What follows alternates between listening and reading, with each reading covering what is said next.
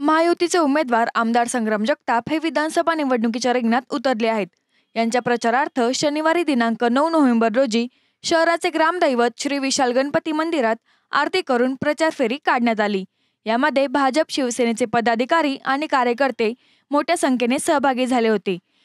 फटाक्यांच्या आतिषबाजीमध्ये आणि फुलांच्या वर्षावाने शहरातून जोरदार असे शक्ती प्रदर्शन करण्यात आले। आमदार संग्राम जगताप यांच्या प्रचार रॅलीसाठी नागरिकांचा उत्स्फूर्त असा प्रतिसाद लाभला आहे।